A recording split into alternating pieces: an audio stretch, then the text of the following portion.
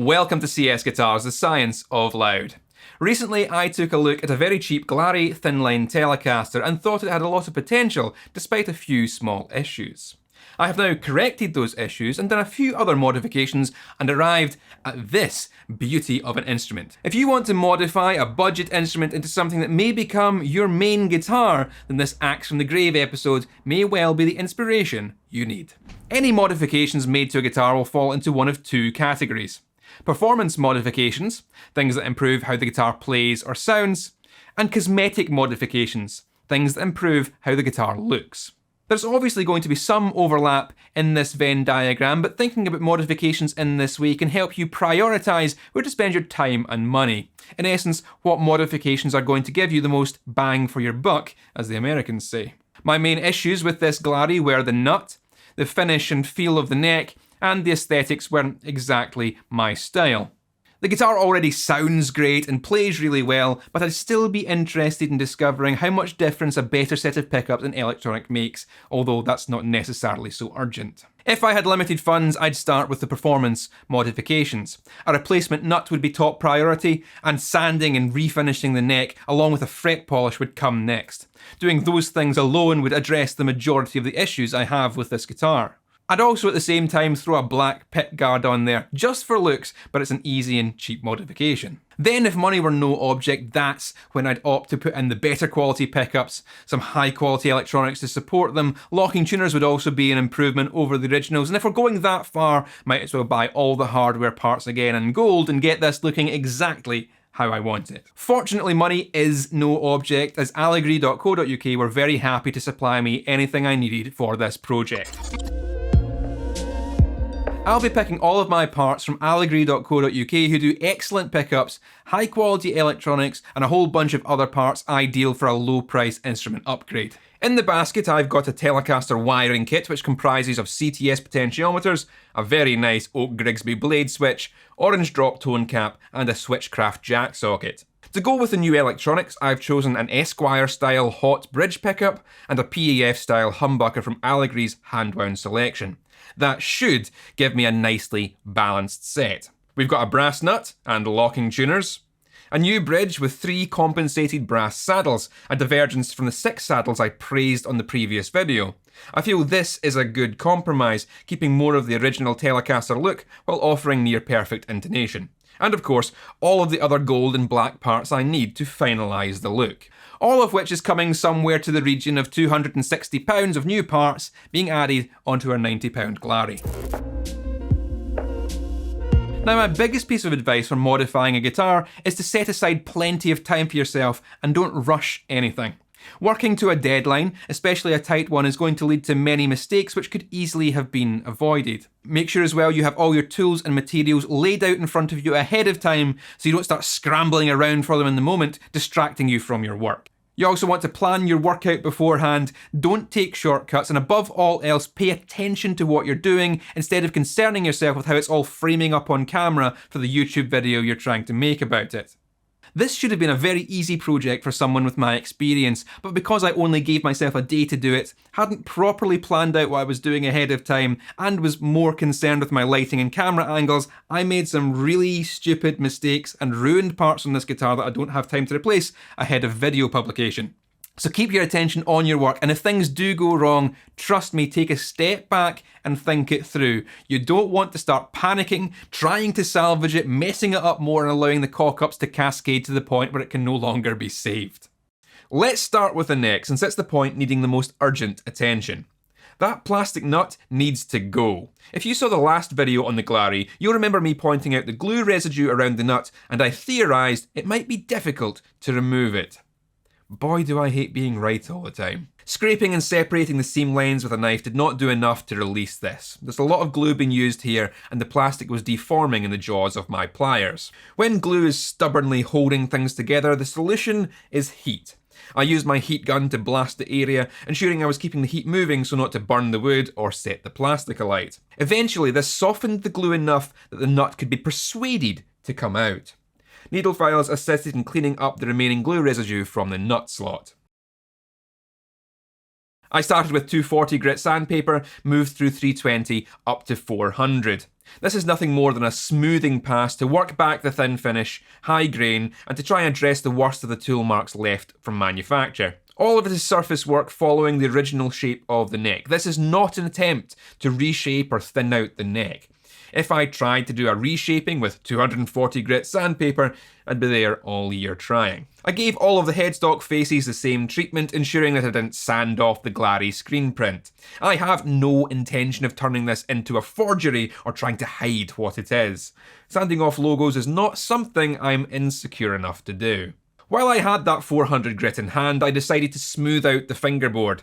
The grain was raised and could be felt under the strings. The whole board got a few quick strokes with the 400, then the 600 paper. Again, this is just knocking down the high spots on the grain. The paper is simply not aggressive enough to fundamentally change the radius of the board over a couple of strokes. It would require weeks of sanding to take off enough material to make an impact to the radius with this kind of sandpaper grit. Here's the bit everyone finds really satisfying, oiling a freshly sanded fingerboard. A little bit of crimson fretboard restorative brings back that dark colour, so smooth and so beautiful.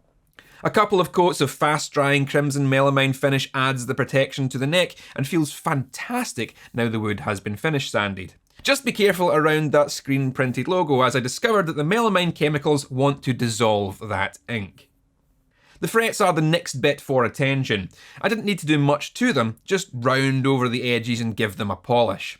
Each end received a couple of strokes from the fret end dressing file to blend the edges, then each fret and all the ends were polished by working through all the grits on the micromesh pads. This gave a soft rounding over to all of the fret ends and the fretboard edges, as well as a highly polished fret which will make bending effortless.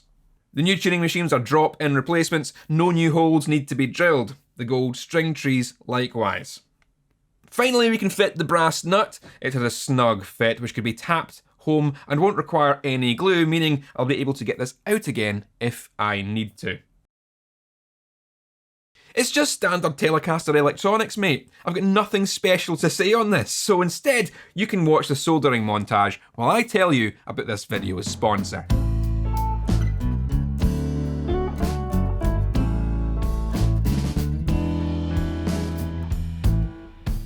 So I heard that you want to learn to play guitar. Well, with this video sponsor, your guitar adventure starts right here. Guitareo and GuitarQuest have some great deals this holiday season, including saving up to 75% on selected lessons. That's right, 75%. For a structured beginner's course, check out GuitarQuest, hosted by the internet's own Rob Scallon. He'll take you through everything you need to know as a new guitarist, from the recording studio to the music video. He'll even have you playing your first song within an hour. But perhaps you're not at the start of your journey. Well, that's okay.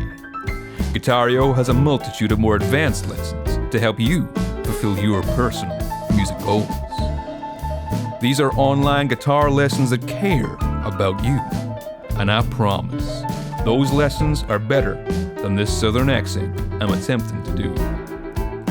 Join today and get 5 free bonuses worth $885. Check out the link in the description to browse the deals and find the lessons that are right for you. This is the way those hard-working cowpokes at Guitareo are wishing you a happy holiday.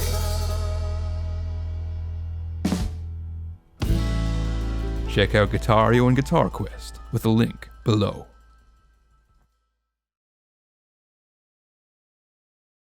The black pickguard is sized for a standard Telecaster and as such is a little too wide for our thin line Glarry, encroaching upon the F-hole. Lining it up with the original, it's easy to see where material needs to be removed. The ideal way to do this would be to make a template and use a router to cleanly cut the shape, but that's a lot of work for a very little modification, so I decided to do this by hand. The jeweler's saw makes short work of lopping off what I don't need, but it was in the refining of the shape where I messed things up. Let's see if you can spot what I'm doing wrong. That's right, I'm filing upwards to add the bevel to the guard.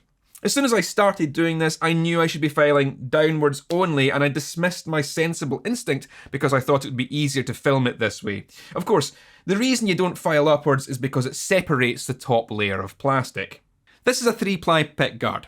Black, white, black, and then on top of that sits a very thin layer of clear plastic which acts as a finishing layer, giving it its glossy appearance. Now, that's not to be confused with the thin cling wrap stuff that's supposed to peel off just to protect the plastic in transit. No, this is a bonded layer that's not supposed to come off, and you probably didn't know was there until you start filing it in the wrong direction and it starts to separate. Unfortunately, there was no way to salvage this. I kept trying different things, making it worse, and eventually had to remove it entirely.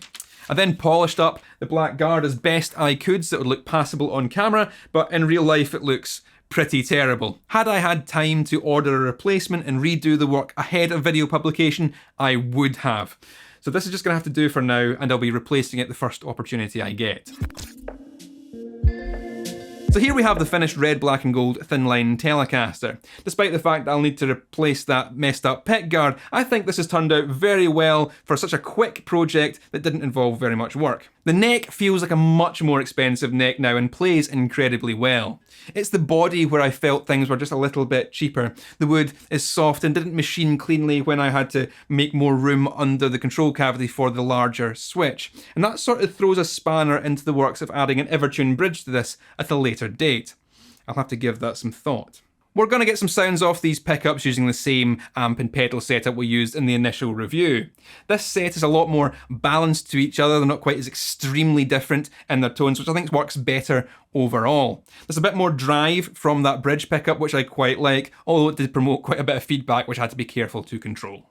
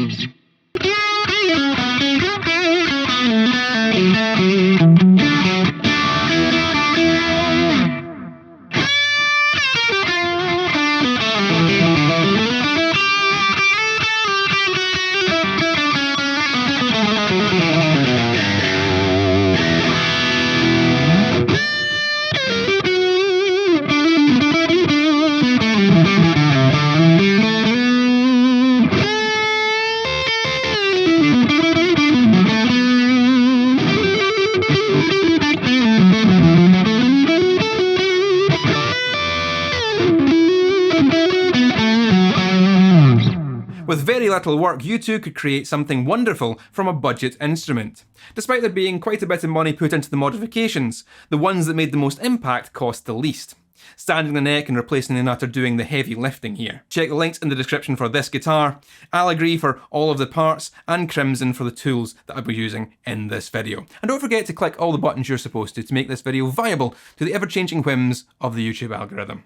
That's all for now. Keep it loud, and stay safe.